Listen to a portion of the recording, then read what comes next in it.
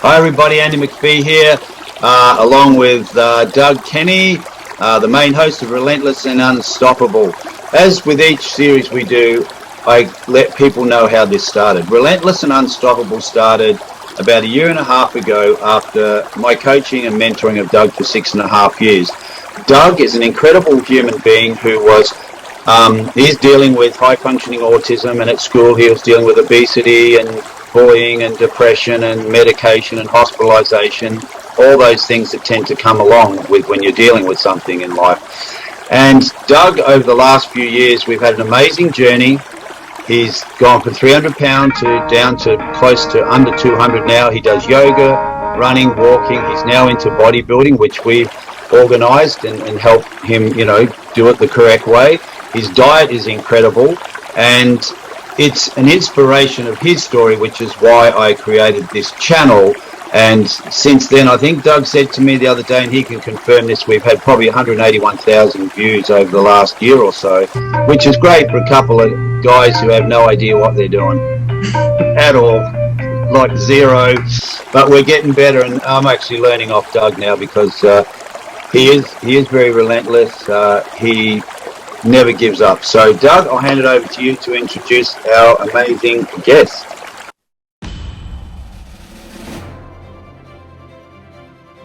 Yeah, I'm horrible.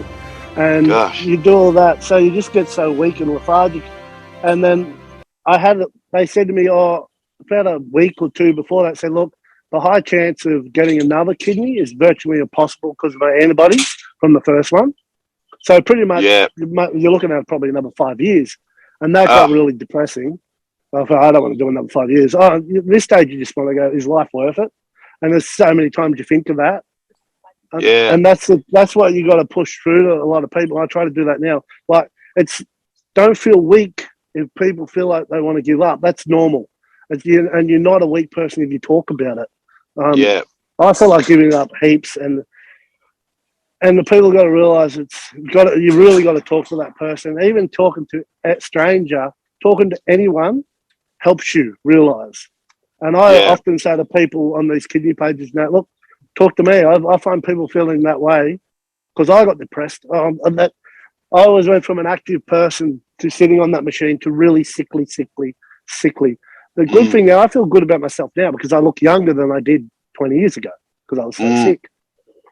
So, yeah, what a journey. Yes. And it's interesting that you brought up, two things. One is the mental attitude of when you're going through something so severe and you get to that point where you think, I don't know if I can do this, not let alone another year, but another 5 if I have to after that. Yeah, that's pretty much, yeah. And I think too, Darryl, is that at the moment with people going through COVID and being locked in their homes, a lot of people are dealing with that similar sort of, like just depression and anxiety. Depression is a horrible thing. It's like, but you hear the stigma. It's like, I've known people that kill themselves over the years. I'm going back to my arsehole days. I mean, and look, people do think that. I know these people, fucking, you got depression, must be a weak fag. But listen, it happens to everyone. It's only when you're older you learn, boy, you shit. And when your parents said that, they were really spot on. I'm 50, and I should have learned the shit that I learned. But without living it, you never learn it. So But depression is a horrible thing. Well, plus to what you're saying, mate, everything you went through has set you up as who you are now to be someone that may never have been, doing what you're doing for other people, inspiring people and sharing your story and helping other people, 100%. Like everything that I've learned now, I talk to people now and they go, you know this, that. But I haven't always been that good person. I haven't always been that understanding person. I've been an arsehole. I've been, pushed people away. I've done that. But it's only you only learn these mistakes from losing things, Depression is a bad thing. The two things we've got to watch out for is depression, and the other cancer of the world is jealousy. And as men, we've all suffered that. But depression, reach out to someone. You're never a weak person to reach out. I'd rather see someone come through it, and you can come through it. I've wanted to give up so many times, especially being sick. Yeah. Yeah, and it just proves, man, and you just stick at it, Darryl, and not everyone's going to have the same journey, but there is something that will be a really shining light when you come out of that, because if you've come out of it, you know that just one share of your story could save someone else's life or bring Yeah. someone else out of depression, you know? That's what I actually started to realize that as I got onto that TikTok, and I was posting some stuff up for my clothing company and that, and then I put a snippet together with all my journeys of when I was sick to when I was better, and I was got a response, and I started posting that video on the kidney pages, and the caption, never give up, one life, one chance, just don't give up. And then Yeah, I posted on a lot of pages, got about 27,000 members. I started getting inboxes and people thanking me for posting that up, because I'm not the only one. You forget sometimes this crazy planet is, the script's not written for us. We write our own script, but there's yeah, other people living it. And when the people started contacting me, thank you for the inspiration. That gave me better feelings than I've had in a lot of things that I've done. I focus a yeah, lot. I'm trying to get healthy now. I figure I am 50. I've got 4 children. And I raised my niece as well, and I've got three grandsons, and 2 on the way. One's going to be a little girl, our first little granddaughter, and the other one we don't know what it is yet. But I've got a lot to live for. But still, now I still get depression. Still, now I get down.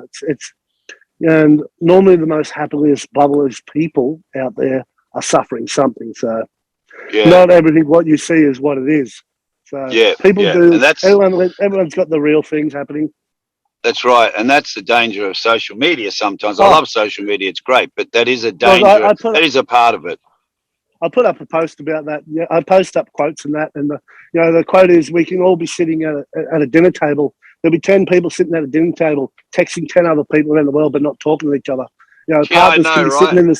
Partners can be sitting in the room with each other, giving some other people life coaching and what they should do with their partners when we don't talk to each other. Like Yeah, social media. I love yeah, social media. All my business run off Instagram and Facebook and all that, but we've got to. I'm going to start limiting myself to just doing work at this time.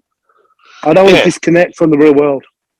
Yeah, you're right, mate. And I totally agree. It's like, I love social media. We wouldn't have this if we didn't. But I make a habit now when I'm out with people. Like, I just don't. I put my phone away, turn it upside down. I don't. If someone wants me and it's that urgent, they'll find me somehow. But I just don't even pick it up. Once you're sitting at a dinner table and you might take a selfie, that's the biggest trap, because the minute you take the selfie, you put it down and check it. Next thing, they'll just have a quick flick and go, oh, what's that? Instagram, and then Well, they're off. And that then does sound like it me at the gym. dominoes.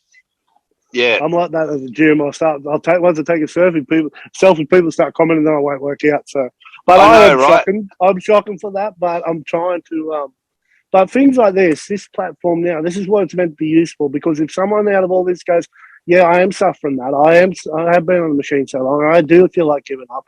But if I were to give up the first time I wanted to give up, I've suffered depression a long time in my life, Mm, even before the transplant. If I were to give up yeah, the first time I wanted to give up, I wouldn't have had children. I wouldn't have had grandchildren. I wouldn't have created a business. My yeah, whole thing now is about leaving legacies and memories. Legacies are the best thing we can leave. yeah, absolutely, So, mate. Hey, Doug, while we're on that, just share a little bit about, what experiences you had with people coming up to you in the street through this platform. It's very similar to what Darryl was saying about people thanking him for sharing. You've had a lot of that going on lately, haven't you, Doug?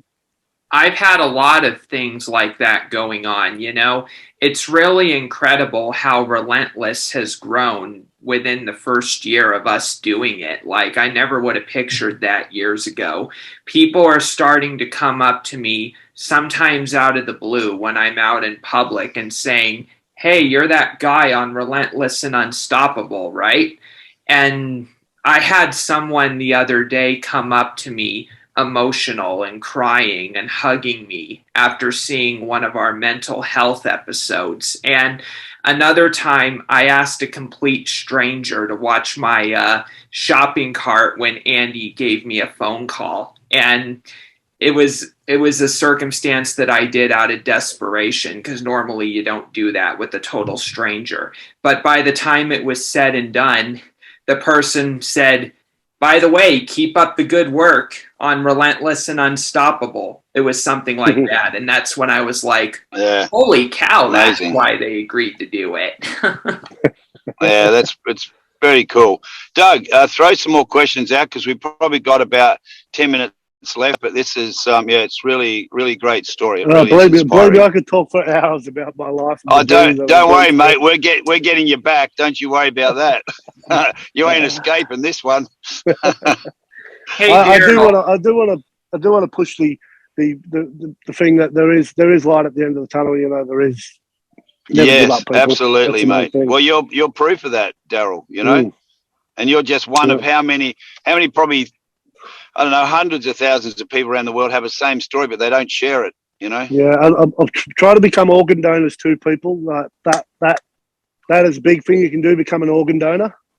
That's a massive thing. We do need more organs and blood and tissuing and all that sort of stuff too. Yeah, 100%, mate. 100%. Doug, you would have a couple of questions, I'm pretty sure, mate. Yeah. I'm asking this based on my own experience with Relentless, Darryl.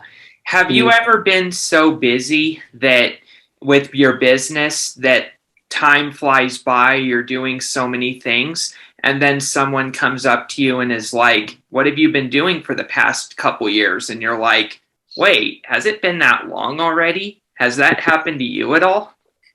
Yeah, look, I might even do that to myself, actually, especially when a memory comes up on Facebook. Go, that was a year ago. What have I been doing? So I'm actually. That's why. Yeah, I'm trying to do more with my time now. Yeah. Even though I do a lot, and even the social media pages and all that, I'm trying to do more with my time. So yeah. And that question's great because that's what you brought up before is balancing. Like, you know, I myself here in LA with a lot of coaching with actors, mentoring, auditions. Just pulled in an audition tonight for some animation and doing other gigs. And you think, wow, you've really got to pull that time out. Like, I love going to the gym and all that stuff, but you've got to pull time out for yourself. Otherwise, you end up running yourself into the ground, you know, and then you're not achieving what you want. I think, so I'm torn because I've just hooked up with Cameron doing that movie coming up. I want to get into the acting in the movie. Yeah. So I want to do that. And I've met a lot of opportunity. I met you guys and I met Cam and his acting stuff. And then I've got the business. I don't want to forget about 12 gauge. But then I've got all this stuff coming on, but I've also got grandkids to babysit and that. So I've got to put time away for the kids to the important stuff. And then you think, but you've raised all these kids. Do you have time for yourself? Do you have time for them? How do you balance all this? It's just all these crazy little things. As you get busier and you've got more projects, I nearly give up on projects. I'm 50. Well, I've got another 10 years of life, 15 years left. But now I go, fuck it. 50's a new class, which I recognise myself as 30 anyway. So I'm good. Yeah, absolutely, mate. Well, I'm only a year off being 70, and that was a scary number. But I thought, well, hang on, I've made it. You know, if you're not stopping, the I'm not busyness stopping. helps. Well, I'm the same, mate. You're on this treadmill of like doing so much, but it is generally, you know, for other people. Obviously, you got your business. I have my coaching business. I have the acting, but I really get so much pleasure out of this, of hearing people recognize Doug and passing stories on. You know. Yeah, there's more stories to come. I was a street kid at 8 years old. Had nothing. Taught myself how to read and write at 19. Not a very good writer.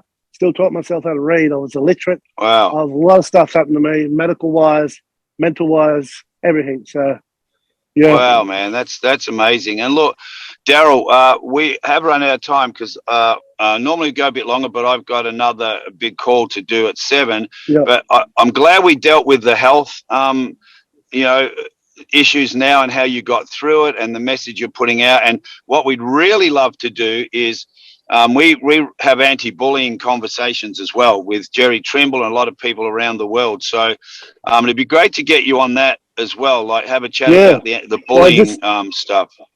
I can't stand bullies. Just a quick story. My grandson is 8 years old and he made a TikTok and he was doing these dances and I checked his wall and people going, I'll grow up. And I think, how the fuck do you tell an 8-year-old to grow up? Oh, so I went on there, I cleaned up his TikTok and then I went on there and done dances with him. I did TikTok dances with him. You know, bully me then. You know, bullies are just normally people that were bullied. You know, Of course. jealousy or bullied people, very weak-minded. But Yeah, anyway, good on you, mate. Good on you for doing that, because that's exactly what a lot of people don't have, is that big guardian angel when they go to school and they're copying this crap at school, and then they come home and they're copying it on the internet. I'm not. I've lived a similar world to you, and the other we haven't discussed yet. You know, other parts of life we do. I always wanted to be the tough guy, and that I knew I never was. I knew I wasn't even anywhere as near as tough as some of these guys. Yeah, but I tell I've you never been a what, tough mate. guy.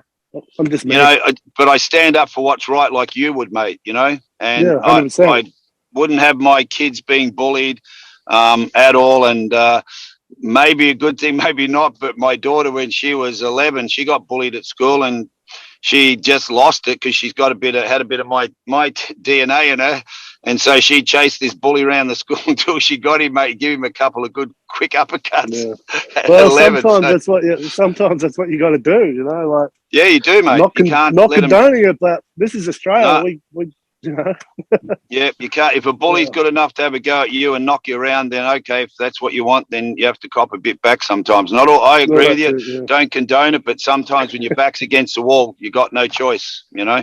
Is what it is. So, look, Darryl, that's amazing. I love your story, and it will be so inspiring. And Doug will actually get some info for you to put up your clothing line, and then we'll also put this to the a kidney foundation, and you know, share it with their sites as well. So, but we definitely 100% want you back to talk about, you know, other parts, you know, in parts only of your life, what you went through. Well, they're pretty crazy, as you know. So yes, and and the bullying stuff. We definitely love to get you on a little panel there, mate. You know, I'd love to do the anti-bullying thing. Actually, there's a lot of things that need to be touched on, but I'm keen for that. Yeah.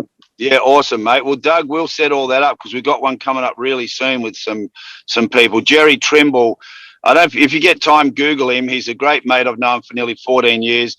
He was a world champion kickboxer. He's an actor, a stunt actor at one time. Now he's just acting, but he runs a big anti-bullying talks in Canada where he's living now. He's moved from LA, and Jerry's an amazing guy. You know, like he's his father-in-law. Just for a little bit of general knowledge, is Mickey Dolenz, the drummer out of the Monkees. And I got to meet him, mate. That was pretty cool because I love the Monkees. So it was a bonus of having him as a mate. Yeah. But yeah, look, dude. Thanks, Darryl, and you say hello to your boys and tell them that. When the film starts coming up again, we'll jump on and have a little mess around with the acting stuff, you know? Yeah, well, it's good. There's lots of stuff in the future to come, so I'm looking forward to the future from here on in, actually. Yeah, and I'll probably see you on set there when I come back because I'll be in there somewhere. Yeah, well, hopefully I'll get to see you over there. Hopefully that'd be the States. Yeah, that'd be awesome, mate. That would be so good, so good. Well, I think Cameron's coming over in a couple of weeks. He's going to stay with me, so that'd be great. Yeah. I'll see if you need someone to carry his bags. No, that's me. That's me. I'll put my hand up. He's going to be famous. Yeah. All right, mate. I appreciate it. And thanks a lot, Darryl, for sharing that. It's a really great story, mate. Yeah, wonderful. Thanks, no thanks, mate. Douglas Kenny, take us out, you champion. All right, everyone. Please check out Diamond Darryl's clothing line at this store right here. And we'll see you next week for the next episode of Relentless and Unstoppable.